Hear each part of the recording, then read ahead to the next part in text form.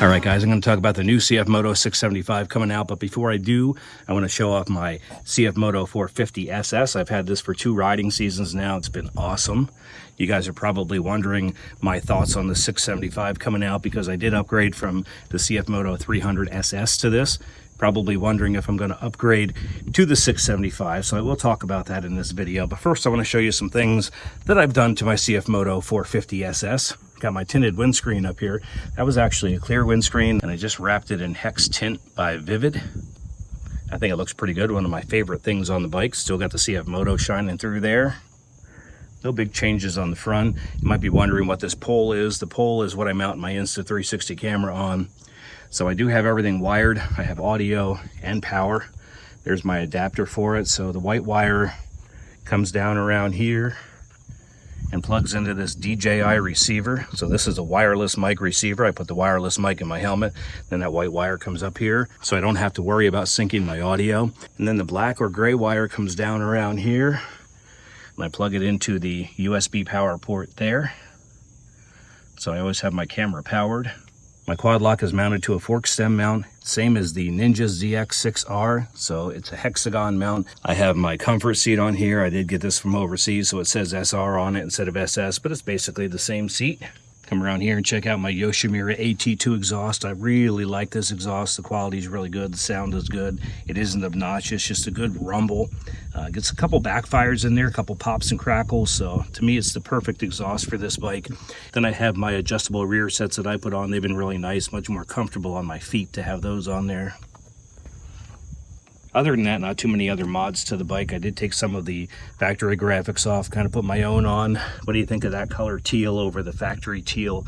I kind of like it a little bit better, so I might do the whole bike in that color. Got my RobSolutely logo on there too. But anyway, you guys are not here for the CFMOTO 450SS. So let's get on this bike and go for a ride and talk about the new 2025 CFMOTO 675SS.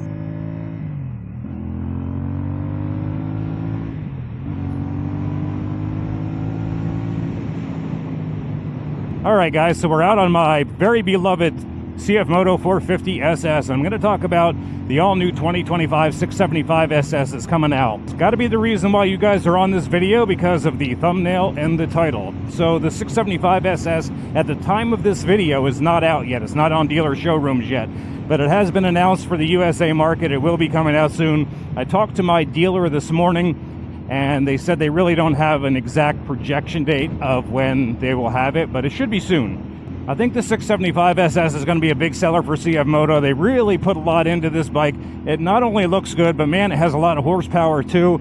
Coming in at just under 100 horsepower, which is really good for the 600 class bikes. I mean, the Ninja 650 only has, I think, 60 some horsepower. So it's going to have a lot more horsepower than a Ninja 650. So I mentioned before that I had a 300SS before I had my 450SS. That was actually a great beginner's bike. You know, the 300SS was a great bike for me. I loved it, but I grew out of it very quick. And it wasn't that it was a bad bike. It wasn't that it was extremely slow. It was just that I felt like when I got on the highway, I was really pushing the limits of that bike. So that's why I upgraded to the 450SS. Am I going to trade in my 450SS on a 675? And I really can't honestly answer that right now. I'm going to tell you my gut feeling is that probably not right away, at least. I think my 450SS has a lot more room for me to enjoy it. And that doesn't mean that the 675 wouldn't be a completely different bike and completely enjoyable, but I really like my 450SS. I love the riding position. The power is good for me. You know, I ride around these back roads right here. Speed limit is anywhere from 45 to 55. So the bike is really good for that, and it definitely will go faster than that. And when I get on the highway, the bike's more than capable. I've done plenty of videos of this bike on the highway. It's really good on the highway. Is it going to keep up with a leader bike? Well, not if you're racing, but I really don't race on the highway. Now, the 675 has things that this bike doesn't have. Bigger engine, more horsepower, more torque. Supposedly has a really good braking system, and it goes like this is a twin cylinder, a 2-cylinder bike, and the 675 is a 3-cylinder. So I have no doubt that the 675 is going to be an amazing bike. I'm definitely going to look at it. I've already talked to my dealership, Carnes Performance. As soon as they get one in, I at least want to, hopefully they get a demo in and let me get out there and take a ride on it. I'll do a video for you guys on what my impression is of that bike. I have a feeling it's going to be pretty good, but maybe you just never know. You have big expectations for something, and sometimes it'll let you down, but I'm not really going to know until I actually get on the bike. Now, my history of talking about other bikes and saying that I'm not going to upgrade has always kind of been maybe somewhat of a fail for me, because it seems like every time I've done that, I've ended up like a couple weeks later going out and buying the bike that I said I wasn't going to go into. I mean, you just never know. In a couple weeks, I might be on a 675, but my plan right now is to keep my 450 for a while anyway. I really do like this bike. Out of all the bikes that I've had, and guys, over the past 5 years, I was thinking about all the bikes that I've had, and it's kind of amazing to think that I've continued to trade up and trade up and trade up until I got here, but I'm really like into this bike. I like it a lot. 5 years ago, I ended up buying a little mini moto online. It was a 125, like a Honda Grom clone. I bought that online, had it shipped to me. It was a piece of crap in every way. I mean, it was like really bad. I still kind of liked the bike. It was just carbureted, didn't want to stay running. It rattled quite a bit, so I traded into, actually I sold that bike. I didn't trade. I sold that, and I ended up buying a Kawasaki Z125 Pro.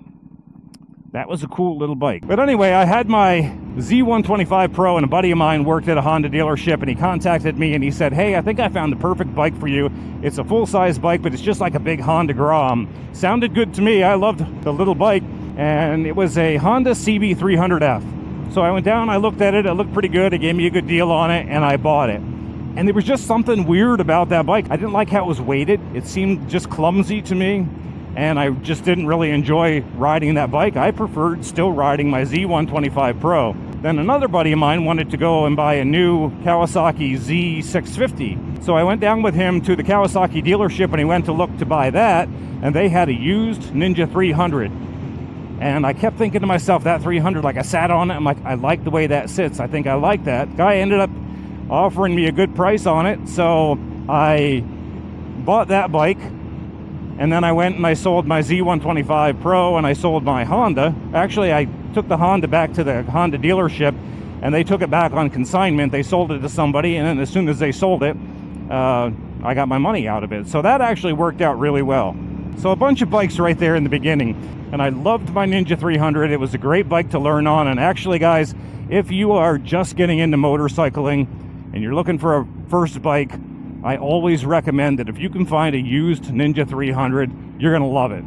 But what happened with my Ninja 300 was sort of a mishap. I think it's been a while since I talked about it, but some of you guys know my left arm is shorter than my right arm because I had an accident. It wasn't motorcycle related, but I ended up having an accident and broke my humerus bone completely in half.